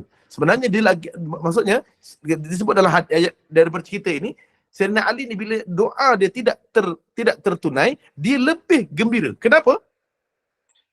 Dia tak tahu mana yang lebih baik bagi dia. Sebab kalau dia tertunai, itu hajat dia. Tetapi kalau tak tertunai, itu hajat Allah. Apa kebaikan yang Allah nak pada dia lebih baik. Contohnya macam Kak Adi Irma minta isteri dia, suami dia minta, ya Allah jadikanlah aku dapat kahwin dua. Allah makbul doa. Mustajab doa. Tapi tak tertunai. Rupanya Allah kata 4 lagi baik. 4 lagi baik, bukan 2. Jadi wallahu alam. Jadi benda inilah yang menyebabkan manusia kita rasa kita punya doa ni baik. Tak. Pada Allah, doa ini mesti mustajab. Yang penting Mbak Okey. Kita tukar kepada lain pula. Okey. Okey. Saya dah sebut tentang banyak benda lah. Kita doa, ya Allah jadikanlah anak aku ni SPM 9A. Tiba-tiba anak kita 9B. Jangan sedih. Ingat, bila kita gembira, dengan doa kita tertunai, alhamdulillah. Tapi dengan doa tak tertunai, itulah Allah lebih memberikan apa yang kita tak tahu. Yang ini lebih kita lagi suspend. Apa yang Allah nak bagi pada aku? Sebab bila keluar SPM, anak kita kecewa. Aku dah doa supaya anak aku dapat 9A1. Setiap malam aku doa. Kenapa Allah tak makbulkan? Bukan tak makbulkan. Tapi Allah dah mustajab. Doa kita dah makbul. Cuma doa kita ini, kan dari sebut hadis yang Hasan tadi, Allah berikan 3 benda. Tunai, Allah simpan di akhirat kelak kebaikan dia. Ketiga, Allah berikan kepada dia, apa dia tadi? Berikan kepada dia ini, dibuangkan kejelekan. Kak, siapa ni yang kat tangan ni? Kak Khairiah. Ada nak soal ke? Ada soalan? Ada yang angkat tangan ni? Ini kenapa? Ke saja-saja nak angkat tangan? Mungkin lah tu. Mungkin maka takut ada yang tak puas hati ke nak angkat tangan lah geram. Kak, ni apa? Apa namanya? Husnul. Okey. Hanis. Assalamualaikum Ustaz. Waalaikumsalam warahmatullahi wabarakatuh. Macam adik-adik lagi? Saya form 1. Oh, form 1. Allah ni. Okey, insya-Allah. Okey, apa dik? Nama saya Hanis. Nama habis Husnul apa Husnul? Husnul kakak saya. Kakak saya. Okey. Okey, Kak Anis, okey. Saya nak tanya. Kalau kita kan kena selawat ke atas Nabi kan? Betul. Allahumma salli ala Muhammad wa ala ali Muhammad. Tapi Nabi selawat ke atas baginda? Contohnya dalam dalam solat. Kita kan kena selawat dalam tahiyat. Okey. Dia kata sallu, Nabi kata sallu kama ra'aitumuni usalli. Maka kamu melihatlah, kamu solatlah sebagaimana kamu melihat aku solat. Jadi ya, Nabi selawat. Sebab Nabi kata solatlah kamu sebagaimana aku solat. Jadi sahabat-sahabat akan tengok apa yang Nabi buat dan Nabi buat dan sahabat buat. Jadi kat sini memang Nabi selawatlah sebab Nabi sendiri berselawat. Sebab itu sahabat-sahabat dia bila solat ini dia kena tengok apa yang Nabi buat. Jadi kalau Nabi syaratnya rukun solat dia mesti selawat, maka Nabi SAW akan berselawat. InsyaAllah. Sama. Jadi okey, alhamdulillah. Okey, sama-sama. Okey, alhamdulillah. Okey, jadi yang ketiga. Yang ketiga apa dia? Yang ketiga antara tempat mustajab doa adalah pada ketika satu hadis daripada rawahul Bukhari Muslim muttafaqun alaih. Dia kata yanzilu. Nabi kata yanzilu rabbuna, Tuhan kita semua. Dia kata kulla lailatin illa sama'id dunya. Tuhan kita akan turun ke langit dunia. Saya tak nak bicara. Ini kita tanya dengan ustaz-ustaz yang belajar tauhid lah. Bagaimana Allah turun? Misalnya kita belajar tentang mustajab. Allah SWT, Tuhan kita akan turun ke langit dunia pada setiap malam. Ini hadis rawahul Bukhari Muslim. Hina yabqa sulusul lail akhir. Iaitu berbaki 1/3 akhir malam. Jadi pukul 2:30 kan dah mulalah 1/3 akhir baki malam tu. Kan? Kenapa? Kemudian Allah berfirman. Allah berfirman pada waktu malam itu, man yad'uni, siapa di antara kamu yang nak berdoa? Mungkin Anis nak berdoa tak? Maka Allah bagi tahu, fa astajibalah, aku mustajabkan. Jadi doa yang tidak ada hijab adalah doa 1/3 akhir malam. Jadi Anis bangun. Ingat, ada Nabi sebut dalam hadis rawahul Abu Dawud. Nabi kata man ta'arral lail minal lail. Barang siapa yang terbangun waktu malam, kan? Maka Nabi kata sebutlah, berzikirlah kepada Allah dengan zikir la ilaha illallah wahdahu la syarikalah. Lahul mulk wa lahul hamdu wa huwa ala kulli syai'in qadir. Kemudian subhanallah walhamdulillah wa la ilaha illallah wallahu akbar wa la haula wa la quwwata illa billah. Allahumma ghfirli. Pendek semua zikir kita apa.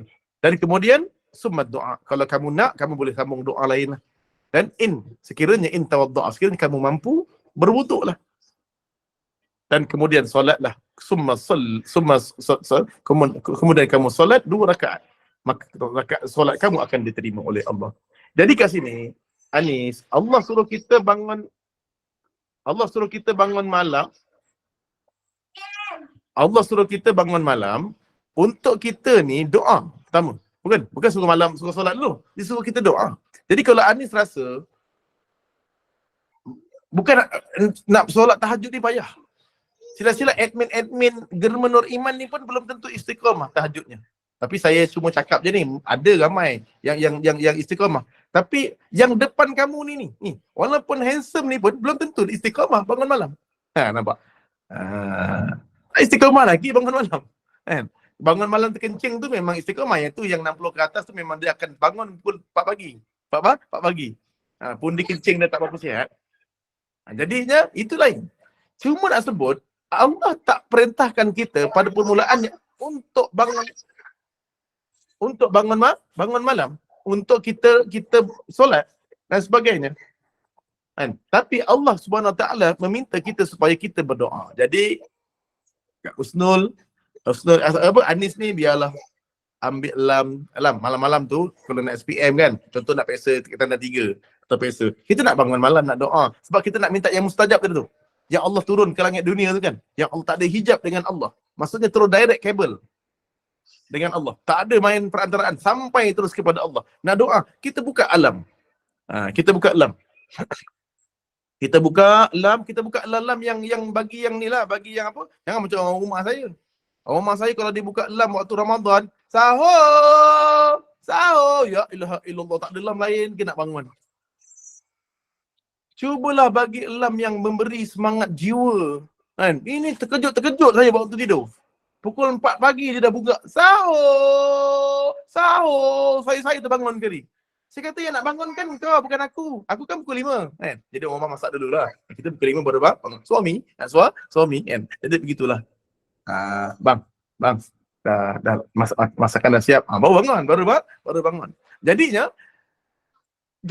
tu depan saya ada tu. Depan saya ada tu. tengah mengemas.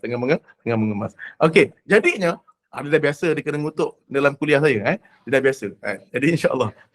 Jadinya ini asli daripada saya sendiri. Saya sebut kadang-kadang bila sebutan bahawa aku nak sebut apa tadi? Lupa dah. Alarm bukan sahur. Cubalah buka. Kak Anis jangan tidur macam tu. Terkejut bangun tidur. Biar bangun tidur ni biar aman, rasa buka suara ajar moda ke Anis kan gitu. Ataupun buka lagu-lagu yang merdu-merdu, yang mendayu-dayu sikit biar sejuk hati. Contoh apa tu? Tidurlah. Ambil kan? Tidurlah wahai permaisuri. Tidurlah wahai permaisuri. Kan? Barulah semangat nak bangun. Barulah semangat nak bangun. Okey, ingat Anis, bangun malam kalau tak mampu untuk tahajud, bangun doa. Jangan lupa. Kalau tak boleh istiqamah tahajud, istiqamah bangun untuk zikir dan berdoa. Tapi kalau kita dah berumur sikit, dah berumur dan sebagainya, macam ke admin kena menuriman ni, kalau dah imannya kuat, bolehlah ambil wuduk, kemudian berdoa. Jadi macam saya sendiri, nak suruh tahajud istiqamah tu memang payah sikit lah. Ada. Cuma kalau terkejut, bangun sebelum subuh tu, saya suka berzikir terus. Berzikir dan kemudian saya terus doa. Waktu tu jangan sampai terlupa doa.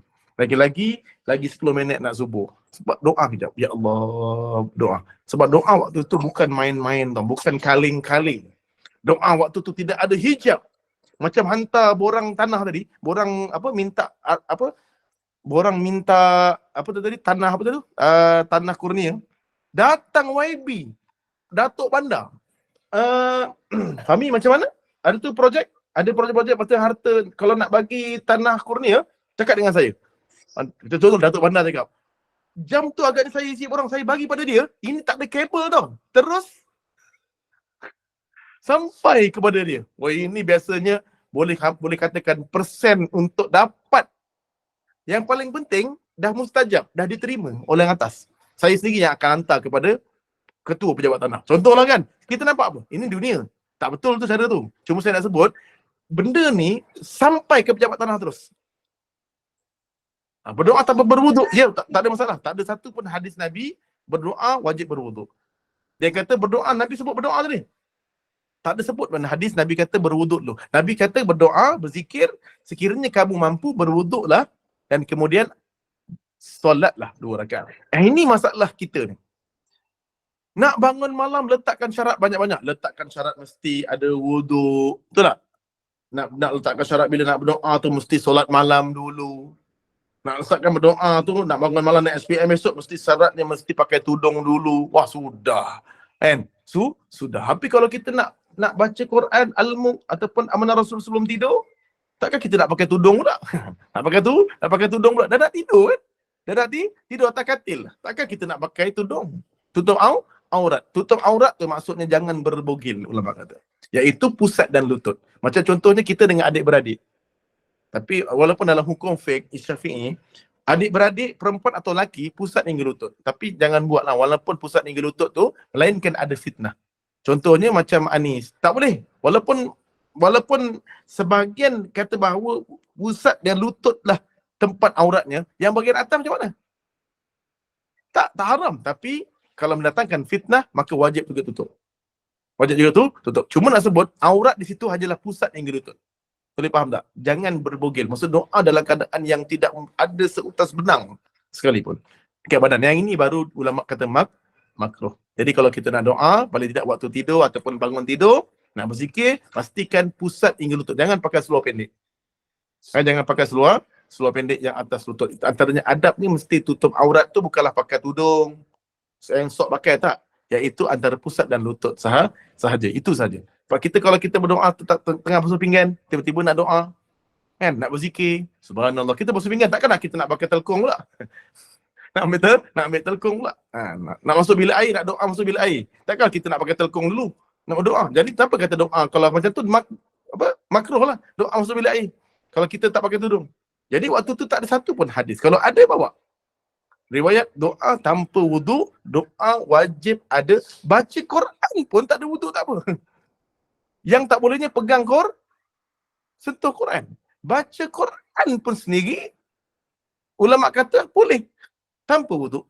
Apatah lagi kalau sekiranya kita berdoa pada Allah. Jadi ingat, ada 3 kan? Pertama, doa mustajab adalah selawat. Apa lagi? Fatihah. Dan yang ketiga, bangun 1/3 akhir malam. Yang ini ni doa tanpa hijab. Iaitu terus naik mustajab. Pentingnya mustajab dan makbul doa. Tak ingat, walaupun makbul dan mustajab tak semestinya tertunai. Kita kena sikit larikan otak kita ni, tertunai dengan mustajab tu kita samakan. Itu masalah. Pada kita doa kita tak tertunai, itu maksud tak termakbul. Tidak. Doa kita memang termakbul. Sekiranya ada ciri-ciri makbul. Yang paling penting bukan tertunai, tapi yang paling penting mustajab. Sebab tu dia kata waktu-waktu mustajab. Tapi tak semestinya waktu mustajab tu kita doa, tertunai. Tak. Allah lebih mengetahui apa yang baik untuk kita semua. Wallahu a'lam bishawab. Okey, ada soalan lagi mungkin ataupun kita macam mana? Assalamualaikum Ustaz. Waalaikumsalam warahmatullahi wabarakatuh. Cik Noreha, panggil Cik Noreha, betul eh? Boleh Cik Noreha. Okey. Belakang. Gini nak cerita dah kata sana dah kita terjaga malam kedua ketiga kita terus nak selawat ke nak zikir tahlil tak ada air wuduk tak apa. Tak apa. Tak ada satu perkataan pun yang menyebut malahan baca Quran dalam fatwa, malahan membaca Al-Quran tanpa wuduk juga dibenarkan. Yang tak bolehnya adalah memegang. Lepas tu kita sambunglah baca pula Ustaz Raya tu surah akhir surah Al-Imran. Alhamdulillah. Ali Imran. Ali Imran. Torak sebut. Boleh. Tak apa juga. Kita sambung lah. Lepas tu barulah kita ambil wuduk nak solat. Boleh. Kita takut tak sempat kan? Kejam masuk. Betul lah tu. Sebab kita ni kadang-kadang bangun lagi 20 minit nak subuh. Kan? Jadi takut-takut baca-baca azan subuh. Jadi baik kita doa dulu. Tapi kalau kita tak ada wuduk, maka boleh buka handphone. Boleh kat bulan irsyad dalam fatwa wilayah. Maka handphone juga, kalau buka dalam handphone Quran, maka tidak perlu wuduk. Jadi kalau kita hafal, boleh buka handphone. Handphone yang adik Kalau Anis tak hafal Al-Quran, tapi biasanya budak-budak lagi mudah lah. Saya kadang-kadang pergi sekolah menengah, minta maaf ibu-ibu bukan kita nak sebut pasal ibu-ibu. Saya kalau hafazan budak-budak lebih kuat tau. Betul. Ibu-ibu jangan marah. Saya kalau budak-budak hafazan, saya kata okey dalam sekolah menengah, siapa yang budak-budak pasti tau. Okey, sebutkan kepada saya siapa di antara kita yang boleh hafal 10 ayat terakhir surah Al-Kahfi. 10 ayat terakhir tau. Wah, main kat tangan. Ni akan main-main. Memang dapat. Tapi kalau makcik-makcik dekat kelas, okey siapa yang hafal surah Kahfi yang terakhir? Semua diam. Kelas makcik-makcik lah, kelas macam tapi tak masuk dalam JNI lah. Tak masuk dalam JNI, okey kot. Sebab saya tak nampak kelas tu kan. Jadi, kadang-kadang budak-budak ni lagi banyak hafazan tau. Lagi banyak hafazan daripada kita. Jangan kita perkecilkan anak-anak muda. Anak-anak muda ni lebih banyak yang tahfiz. Anak-anak tua yang banyak yang tak habis. Yang seorang tahfiz, seorang tak habis. Termasuklah saya. Saya dulu saya hafal 10 juzuk tu. 10 juzuk awal saya hafal. Sekarang ni yang saya hafal cuma Al-Baqarah, Ali Imran. Yang lain kena ulang balik lah. Kena ulang balik. Sihat. Okey. Anis, lanjut lagi. Doakan saya istiqomah hafazan dapat kata mawar. Dah hafal ke? Hafaz? Nampak? Saya tengok muka Kak Adirma pun macam muka Hafiz. Adirma Hafiz Hafizah juga bukan? Oh tak. Cahaya tu cahaya tu cahaya lampu lah. Cahaya lampu. Okey. Jadinya malulah dekat Ustaz Khairul Fahmi ni kan. Adik Anis sendiri hafaz 30 juzuk, yang bercakap ni pun tak hafaz 30 juzuk. Jadi sekarang ni rasanya macam Anis pula yang perlu doakan kami lah. Doakan kami. Jadi waktu malam tu jangan lupa doakan kami. InsyaAllah.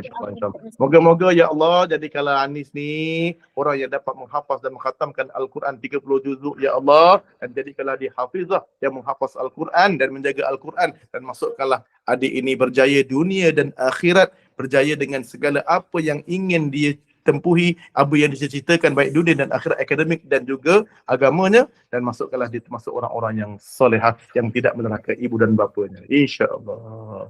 Amin ya rabbal alamin. Saya dulu saya sama saya tingkatan 1 dulu tak lagu mana pergi kan. Budak-budak tingkatan 1 sekarang pergi kelas belajar setelah belajar. Jadi Allah. Okey, ada saya lagi yang lain? Ada nak buka soalan? Boleh? 1-2 soalan boleh lagi? Dekat chat tak ada soalan Ustaz. Tak ada Saya tak baca. Jemaah Okey, mungkin ada nak menyuarakan soalan? Buka mic. Yang lain ni Assalamualaikum. Waalaikumsalam warahmatullahi. Admin kita. Ustaz, banyak kali sebut Imam Muda, sedap Imam Muda malam ni, Masya Allah. Dia Imam Muda. Itulah tu. Masya Allah, tak apalah Ustaz pun Imam Remaja. Okey, baik. Ustaz. Kita biasanya doa kan, mengharapkan Allah makbulkan segera doa kita kan.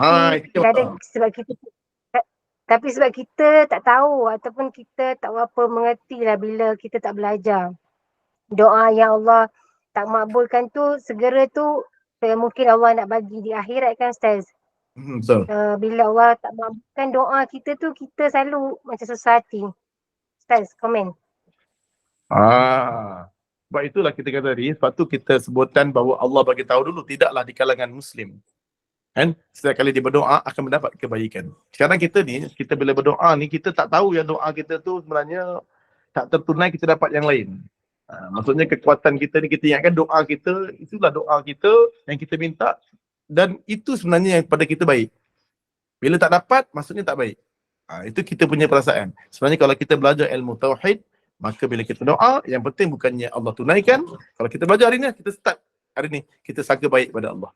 Kita belajar sangka baik kepada Allah. Setiap kali apa yang kita doakan, Allah lebih mengetahui, dan bila Allah mengetahui itu, kita letakkan lagi, kita yakin bila kita doa ni dah cukup sifatnya selawat dah ada. Kita dah mulakan dengan Fatihah, kita buka dengan selawat, tutup dengan selawat, kita bulat doa 1/3 akhir malam. Kita dah yakinlah sebulatnya bahawa bila Allah janjikan doa kita makbul, pada waktu itu makbul lah doa. Lebih-lebih pada malam ini. Kan malam nisfu Syaban ni. Kita yakin bahawa Allah dah terima doa kita. Allah dah mustajab, dah jawab doa kita. Cuma kita kena tahu 3 perkara saja. Allah tunaikan, alhamdulillah. Kalau Allah tak tunaikan, sebenarnya lagi baik. Kenapa? Allah akan berikan satu voucher hadiah secara yang jauh lebih baik daripada apa yang menanti kita ni, jauh lebih baik daripada apa yang kita minta. Sebenarnya Allah lebih mengetahui apa yang perlu pada kita. Jadi kalau macam Kak Adik Irma sebagainya, adik ni minta apa-apa, ya Allah bagilah ibu aku ni, berikan aku PS5 kan. Tak makbul doa. Rupa-rupanya Allah nak bagi, buangkan sifat jelek daripada Anis. Ada sifat jelek kita ni sampai ketua tau. Ilmu makin tinggi, rupanya sombong dengan ilmu. Ya kan, bila tinggi ilmu makin tunduk ke bumi. Rupanya bila tingginya ilmu, sombong pula. Jadi sifat sombong ni kadang-kadang ada seorang sifat dia ni, muka dia bagus, baca Quran bagus, tapi kalau bersin, masya-Allah. Satu rumah pangsa dia tengok, hacau! Dia kata, aku cakap sifat kau ni bagus dah. Talaki Quran bagus, ni bagus. Tapi kalau kau bersin, satu rumah terkejut.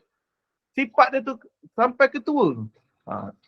Kalau dia doa tak makbul, Allah tak tunaikan, mungkin Allah akan buanglah sifat jelek dia tu, iaitu bersin tak ingat dunia. Bersin tak ingat dunia. Mungkin Allah akan buangkan sifat-sifat jelek. Kita ni semua ada sifat jelek lah. Sifat jelek. Jangan main-main. Semua kita ni ada sifat nampak je muka gini. Macam kucing Parsi, lembut je, manja. Padahal dekat rumah dengan anak-anak dah macam singa betina. Singa betina? Ya. Kau tak tahu ni, muka ni semua nampak elok je. Macam kucing Parsi. Ya, dengan anak-anak. Main iPad, aku bakar iPad tu kan. Nampak? Dah nampak singa betina dia tu. Jadinya, saya tahulah saya hidup dengan perempuan, dengan mak saya. Kalau kena dia punya mood, tengah mengamuk tu. Jadi kadang-kadang kita ni, Allah Subhanahu Wa Taala buangkan sifat jelek kita ni, mungkin kerana doa ibu kita dulu. Allah tak tunaikan kepada kita. Ibu kita minta supaya kita dapat 9 A1. Tapi kita dapat 8 A1. 1 A1 tu disimpan. Tak semua. Sebab tak semestinya orang dapat 9 A1 lebih baik daripada orang 8 A1. Kadang-kadang dapat 7 A1, tapi 2 lagi tu Allah simpan. Untuk bila? Surga. Satu lagi Allah simpan untuk jadikan akhlak dia baik. Anak kita ni kita minta 9 A1, tak dapat. Dapat 7 A1. 2 A1 tu Allah simpan untuk buangkan sifat jelek anak kita. Allahumma salli ala Muhammad wa ala ali Muhammad. Allahumma salli ala Muhammad. Jangan tinggal doa. Sebab doa itu ibadah. Jadi insya-Allah doakan saya juga doakan saya juga. Saya ni ya Allah perangai. Dah jadi ustaz pun rasa perangai macam banyak no dosa pula rasa. Sebab kadang-kadang bila saya mengajar di Ngasang, bila belajar tu, saya akan cakap benda yang saya istiqamah je. Ya Al-Mulk, Al-Kahfi, lain-lain saya tak boleh cakap. Sebab tu bila saya cakap tahajud, saya mesti tarik balik. Saya pun tak istiqamah. Sebab saya takut sangat. Saya pernah dengar satu hadis, bila saya baca hadis tu saya takut. Iaitu seorang asatizah, orang agama yang bercakap dengan apa yang dia tak buat. Saya cukup takut. Saya cukup takut. Bercakap satu benda, perkara yang dia tak buat. Dia tak buat. Dia orang kata poyo. Tapi saya dengar daripada satu syekh ni, dia kata satu ilmu yang kita cakap tak buat tu adalah perkara wajib. Contohnya dia cakap pasal zakat, dia tak bayar zakat. Kau faham tak? Dia cerita pasal haji, dia tak pergi haji lagi. Bukan dia yang sendiri tak kumpul duit untuk pergi haji. Dia cakap pasal solat, dia tak solat. Dia cakap pasal puasa, dia tak puasa. Dia cakap pasal jangan derhaka mak bapak, dia yang cakap dengan mak bapak kasar. Yang ini ulama kata dalam bab wajib. Kalau bukan dalam bab sunat. Kalau bab sunat, galakan untuk solat tahajud, dia tak buat, tak apa. Pada tu nak tu sebagai galakan saja supaya orang tanya, Ustaz, apa hukum solat sunat tahajud? Saya pun jawab. Tapi saya sendiri pun tak istiqamah. Tak ada masalah. Sebagai ulama kata. Tapi lagi-lagi pun saya bimbang lah. Sebab tu moga-moga ibu-ibu semua, bonda-bonda, adik akak-akak semua, jangan lupa doakan Nisfu Sya'ban. Ustaz-ustaz lain nanti dulu. Ustaz Khairul Fahmi dulu. Ya Allah, pertama, jadikanlah dia istiqamah bangun malam. Sekarang saya nak istiqamah solat subuh. Tapi itulah gagal lagi ni. Malam ni dekat Genting Highland tak tahu nak solat subuh kat mana. Tapi dah straight ni saya bawa anak saya pergi sembahyang subuh. Tapi malam ni tak tahu nak solat kat mana.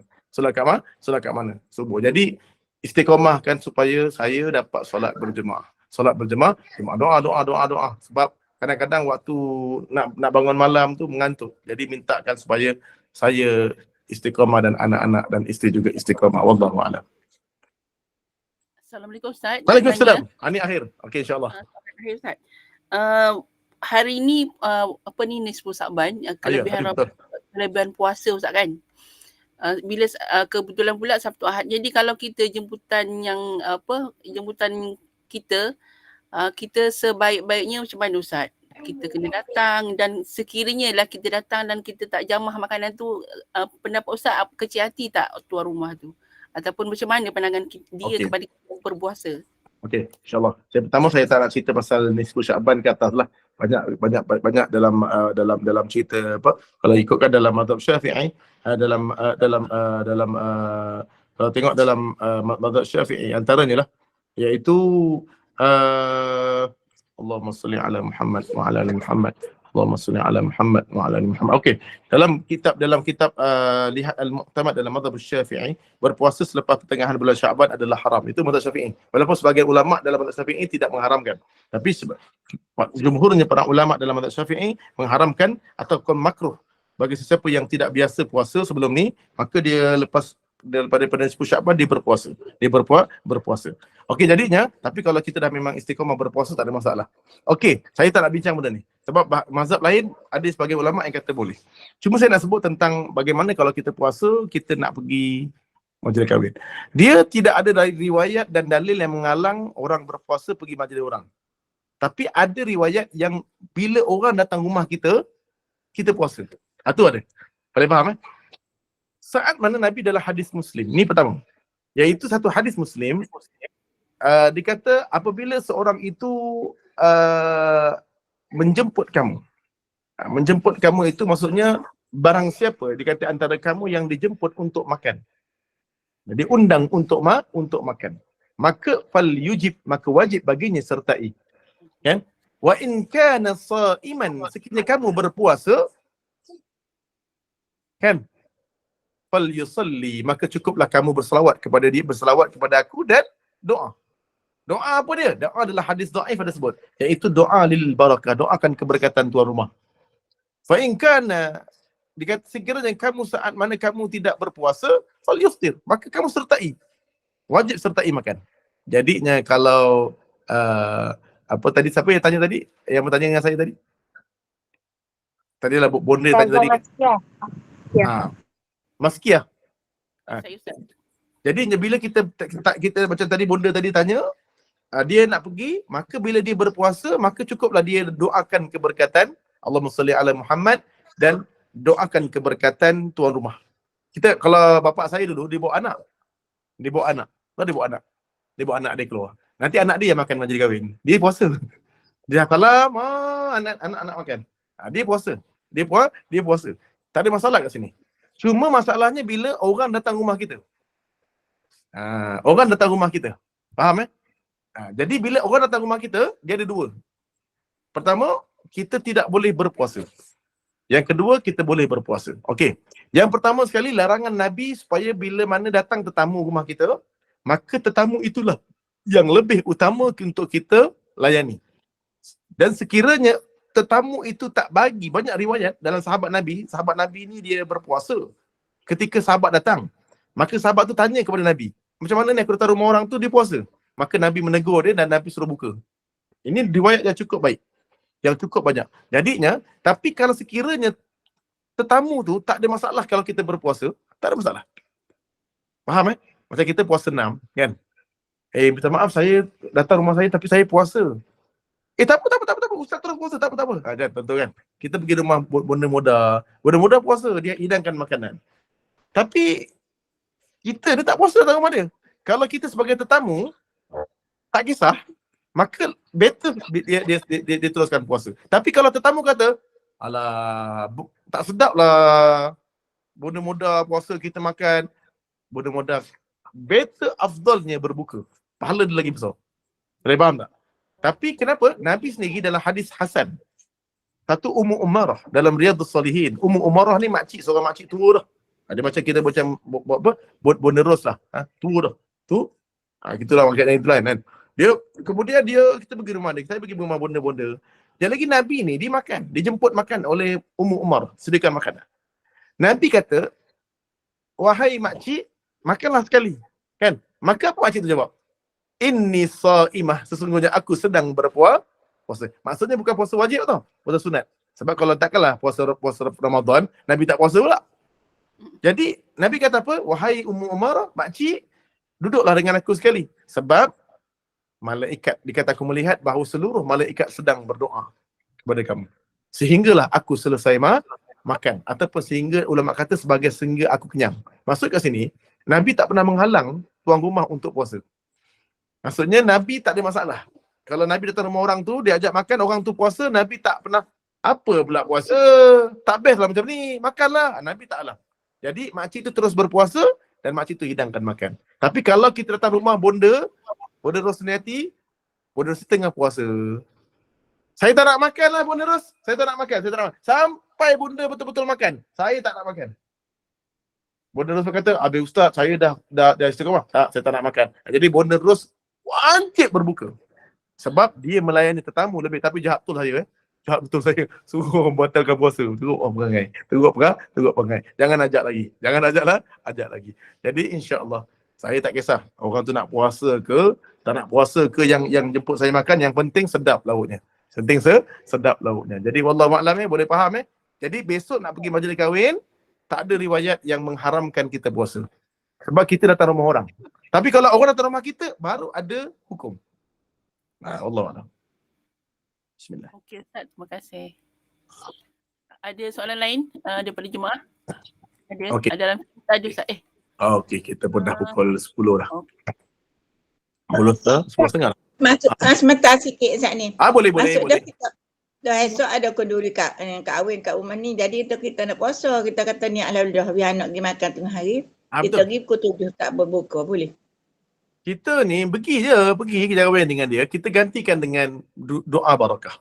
So kan Nabi tadi, barang siapa yang yang iza du'iya ahadukum. Apa saya ingat hadis dia? Iza du'iya, ni hadis Muslim. Apabila kamu diseru untuk makan, fal yujib, maka wajib Cik Nuriha sertai. Wajib, bukannya sunat. Wajib sertai sekiranya tidak ada uzur. Kalau ada keuzuran boleh, tak ada masalah. Ataupun ulama kata keuzuran tu kalau kita boleh minta alasan supaya saya tak dapat pergi besok. Jadi dibenarkan boleh. Kalau sekiranya kita berpuasa, Cik Nuriha berpuasa tak ada masalah. Fal yusalli. Tukarkan dengan selawat dan juga barakah. Ataupun mesej lah. Assalamualaikum je, aku tak dapat datang lah. Ya aku kirim anak aku je. Bontroknya sekali, salam keruk ke. Aku doakan kau supaya barakah ke majlis kahwin kau. Dan aku mintakan anak-anak kau supaya dapat kebahagiaan dunia akhirat. Kita gantikan dengan doa. Boleh, tak ada masalah. Cuma pastikan kita kena gantikan depan dia percakapan doa barakah. Gantikan dengan barakah. Jadi Cik Nuriha boleh pergi pun tak apa. Tak pergi pun tak apa. Tapi pastikan kita kena gantikan dengan doa keberkatan. Wallahu a'lam. Wallahu a'lam. Jadi insya-Allah okey, alhamdulillah kita dah. Okey. Okey, apa Anis? Allah Anis. Okey. Ustaz, boleh ke kalau saya nak jemput Ustaz dekat program sekolah saya? Kat sekolah tu kat mana? Imtiaz. Kat mana tu? Imtiaz Semarang. Apa kat mana? Marang? Imtiaz Semarang. Tenggarang ke Marang? Marang. Marang Terengganu. Oh. Saya Johor, Dek. Saya Johor. Saya Johor jauh. Kalau Online boleh Ustaz? Online. Online tak ada masalah lah. Okey, online tak ada masalah. Tapi kalau untuk datang ke mana ke Terengganu tu, masya-Allah la quwwata illa billah. Boleh tahan juga jauh tu. Tahan juga jauh dia. Tapi kalau lain tak ada masalah. Okey. Ada sahabat Ustaz yang boleh memenuhi jemputan tersebut Ustaz? Kalau Johor tak ada masalah. InsyaAllah. Johor baru tak ada masalah. Okey, insyaAllah. Jadi selamat. Macam mana kita nak hubungi Ustaz? Boleh minta kat admin. Boleh tulis dekat admin dekat nombor telefon. Ataupun Anis ni dia. Mesej dengan saya. Tulis nombor telefon. Cepat. Jangan bagi akak nombor telefon saya. Okey. 012 Isteri sebelah tu Ustaz. 713 7 7369. 69. Okey, dapat? Okey. Terima kasih Ustaz. Okey, sama-sama. InsyaAllah. Okey, alhamdulillah kita terus baca surah Al-Mulk. InsyaAllah pada malam ini. Moga-moga Allah SWT dan kita baca suratul Fatihah dulu. Moga-moga Allah SWT memberikan kepada kita keberkatan pada malam ini, diberikan keafiatan dan juga kekuatan untuk kita dapat berdoa. Sebab malam ini Allah nak ampunkan dosa kita. Jadi para ulama sebagiannya boleh kita solat taubat lah. Solat taubat sebab malam ini adalah malam pengampunan untuk Allah ampunkan dosa kita dan Allah makbulkan doa kita. Wallahu a'lam bis-shawab. Jadi insya-Allah Al-Fatihah. A'udzu billahi minasyaitonir rajim. Bismillahirrahmanirrahim. Alhamdulillahi rabbil alamin. Ar-Rahmanir Rahim. Maliki yaumiddin. Iyyaka na'budu wa iyyaka nasta'in. Ihdinas siratal mustaqim. صراط الذين أنعمت عليهم غير المغضوب عليهم ولا الضالين.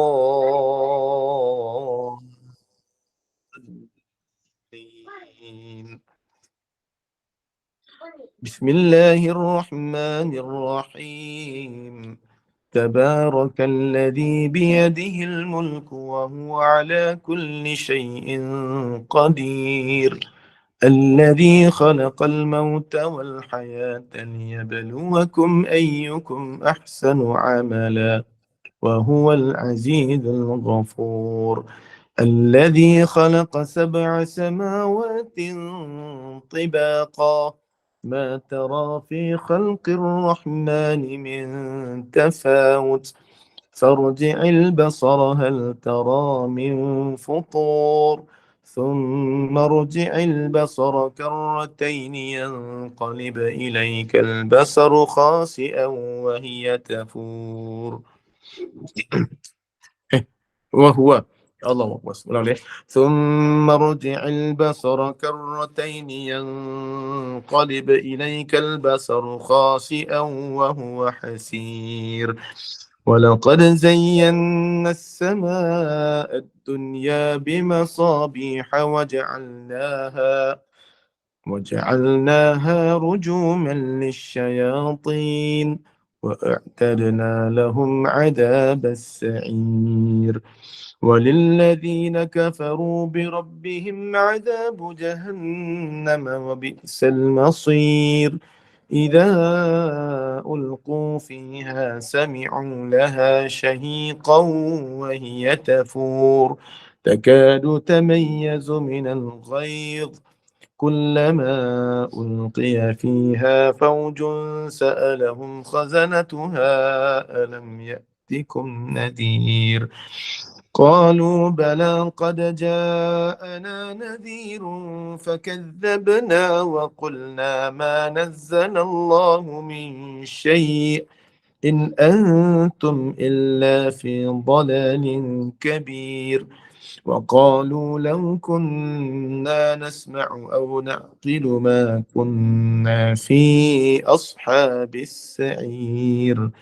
فاعترفوا بذنبهم فسحقا لأصحاب السعير إن الذين يخشون ربهم بالغيب لهم مغفرة وأجر كبير وأسروا قولكم أو اجهروا به إنه عليم بذات الصدور ألا يعلم من خلق وهو اللطيف الخبير هو الذي جعل لكم الأرض ذلولا فامشوا في مناكبها وكلوا من رزقه وإليه النشور أأمنتم من في السماء أن يخسف بكم الأرض فإذا هي تمور أم أمنتم من في السماء أن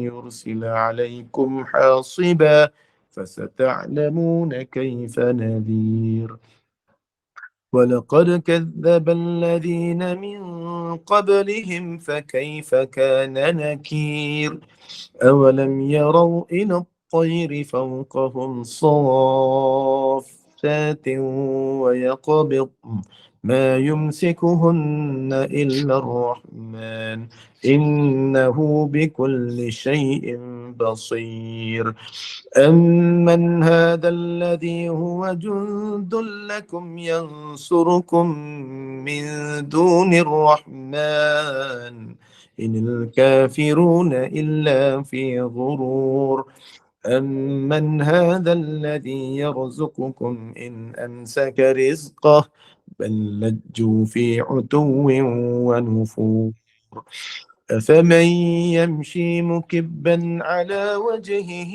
أهدى أمن يمشي سويا على صراط مستقيم قل هو الذي أنشأكم وجعل لكم السمع والأبصار والأفئدة قليلا ما تشكرون قل هو الذي ذرأكم في الأرض وإليه تحشرون ويقولون متى هذا الوعد إن كنتم صادقين قل إنما العلم عند الله وإنما أنا نذير مبين فلما رأوه زلفة سيئت وجوه الذين كفروا وقيل هذا الذي كنتم به تدعون قل أرأيتم إن أهلكني الله ومن معي أو رحمنا فمن يجير الكافرين من عذاب أليم قل هو الرحمن آمنا به وعليه توكلنا فستعلمون من هو في ضلال مبين قل أرأيتم إن أصبح ماؤكم غورا فمن يأتيكم بماء معين الله رب العالمين صدق الله العظيم أعوذ بالله من الشيطان الرجيم بسم الله الرحمن الرحيم الحمد لله رب العالمين والصلاة والسلام على أشرف الأنبياء والمرسلين سيدنا ونبينا وحبيبنا وشفيعنا وزخرنا ومولانا وقدوتنا محمد المصطفى صلى الله عليه وسلم وعلى آله وأصحابه أجمعين اللهم صل على محمد وعلى آل محمد يا حي يا قيوم يا بديع السماوات والأرض يا ذا الجلال والإكرام لا إله إلا أنت سبحانك إنا كنا من الظالمين اللهم أعنا على ذكرك وشكرك وحسن عبادتك اللهم ارhamna bil Quran. Ya Allah, rahmati kami dengan Al-Quran yang kami baca pada malam ini, ya Allah. Waj'alhu lana imaman wa nuran wa hudan wa rahmatan wa shifaan. Jadikan Al-Quran yang kami baca ini sebagai imam ikutan kami, sebagai cahaya menerangi hidup kami, sebagai rahmat kasih sayangmu kepada kami, sebagai hidayah petunjuk kami, sebagai syifa dan penawar bagi penyakit-penyakit yang kami hadapi. Wahai Allah, Allahumma dzakirna minhu ma nusina. Di mana kami selalu dilupakan dan dilekakan, ingatkanlah kami untuk kami selalu dapat membaca Al-Quran. Wahai Allah, wa'allimna minhu ma jahilna. Di saat mana kami jahil, ajarkanlah. Di saat mana kami tidak faham, fahamkanlah. Di saat mana kami tidak pandai, pandaikanlah kami membaca Al-Quran. Warzuqna, dan berikan kepada kami rezeki dan kesempatan, wahai Allah, tilawat suratul Mulk, untuk kami dapat membaca surah Al-Mulk ini fi kulli laylah, pada setiap malam, ya Allah. Warzuqna, dan berikan kepada kami rezeki dan kesempatan, ya Allah, tilawat suratul Yasin, untuk kami dapat membaca surah Yasin, ya Allah, kulli lailatil Jumu'ah, pada setiap malam Jumaat, ya Allah. Warzuqna, dan berikan kepada kami rezeki dan kesempatan, wahai Allah, tilawat suratul Kahfi, untuk kami dapat selalu membaca suratul Kahfi fi kulli yaumil Jumu'ah, pada setiap hari Jumaat, ya Allah.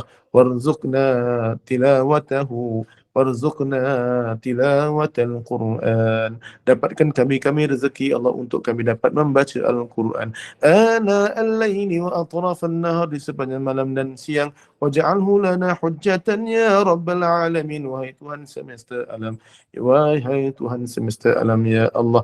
Wahai Allah, ya Tuhan kami pada malam ini, malam nisfu Sya'ban ini, ya Allah. Ya Allah, ya Tuhan kami, ya Allah, jadikanlah kami pada malam ini diampunkan dosa kami, ya Allah. Sekiranya ada di antara kami yang berdosa, ya Allah, Engkau ampunkanlah dosa-dosa kami. Sesungguhnya kami adalah orang-orang yang selalu melakukan maksiat dan dosa. Kami selalu melakukan kesalahan dan kesilapan, ya Allah. Ampunkan dosa kami, ya Allah, dan letakkan nama-nama kami, ya Allah, tersergam indah di pintu syurga Firdaus-Mu, ya Allah. Amin ya rabbal alamin. Rabbana atina fid dunya hasanah fil akhirati hasanatan wa qina adzaban nar. وصلى الله على سيدنا محمد وعلى آله وصحبه وسلم والحمد لله رب العالمين. تقبل الله منكم منا ومنكم تقبل يا كريم. Amin, amin. Ustaz, sebelum kita tutup, ada satu soalan Ustaz tertinggal. Yes, boleh. Tak ada masalah. Daripada Puan Rasini Ibrahim, dia kata, Ustaz, kalau puasa pada hari ni 10 Sya'ban, Macam mana sedangkan sebelum nisfu Sa'ban tak puasa. Maksudnya tak ada puasa sebelum nisfu Sa'ban tu. Okey. Dalam kitab Al-Mu'tamad kan, dalam fatwa ni lah, dalam fatwa dari pergi fatwa Mufti Wilayah ni, dia ambil dalam kitab Mu'tamad, iaitu muktamad dalam mazhab Syafi'i, maka sekiranya makruh bagi sesiapa yang tidak biasa berpuasa jika ia tidak bersambung dengan hari sebelumnya. Kalau ini cerita Sya'ban, nisfu Sya'ban. Dia kata berpuasa selepas pertengahan bulan Sya'ban adalah haram. Dan sekiranya dia makruh, sekiranya dia tidak berpuasa sebelumnya. Maksudnya kalau kita nak buat, kita kena berpuasa sebelum dan selepas. Jangan tunggal begitu. Maksudnya kalau kita nak berpuasa, jangan tunggal. Maksudnya kita kena berpuasa pada hari sebelum dan selepasnya. Sekiranya tidak, maka hukumnya makruh. Itu dalam mazhab Syafi'i. Tapi kalau jumhur fuqaha dalam mazhab, semua mazhab, ambil dalam fiqh Islam wa adillatuhu, maka hukumnya harus sahaja. Boleh, tak ada masalah. Kalau kita berpuasa 15 Sya'ban saja pun boleh. Tapi sebaiknya kita gantikan dan sambungkan dengan 16 Sya'ban esok. Wallahu a'lam. Oh, nak sambung soalan saya ni. Maksudnya Boleh. dah kita puasa dah bawa ni Isnin, Khamis, Minggu lepas. Jadi kita tawak kemarin 2 ni, kita ambil esok boleh. Itu kalau memang kita puasa Isnin Khamis tak ada masalah. Kita berpuasa bukan kerana Sya'ban. Kita berpuasa kerana Isnin Khamis tak ada masalah, Cik Nurhaiha. Satu lagi, kita memang dah biasa berpuasa, minggu lepas pun kita puasa. Jadinya itu tak ada masalah. Yang ini ni kalau dia berpuasa Sya'ban. Dia nak puasa Sya'ban. Yang ini kena daripada awal. Daripada awal sikit, start daripada sikit sebelum dan selepas. Jadi jangan lepas 16 Sya'ban baru dia nak start puasa. Yang ini tak boleh. Kalau puasa qada tak ada masalah lah. Tapi kalau macam Cik Nurhaiha nak puasa Isnin Khamis, contohnya hari esok Isnin, kita tak ada masalah. Sebab kita nak puasa Isnin Khamis. Dan kita pun selalu minggu lepas pun kita puasa Isnin Khamis. Yang ini tidak ada masalah.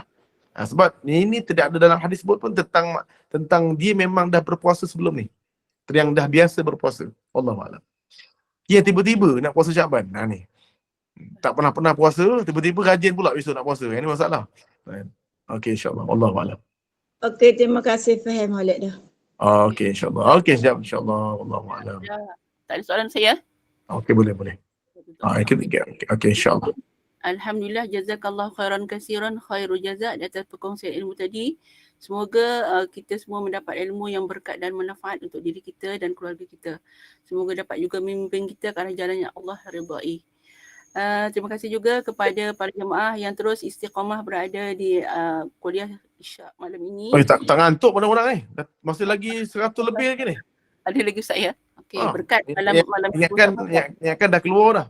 berkat. Admin dah gini dah. Tak ngantuk. Tak okey.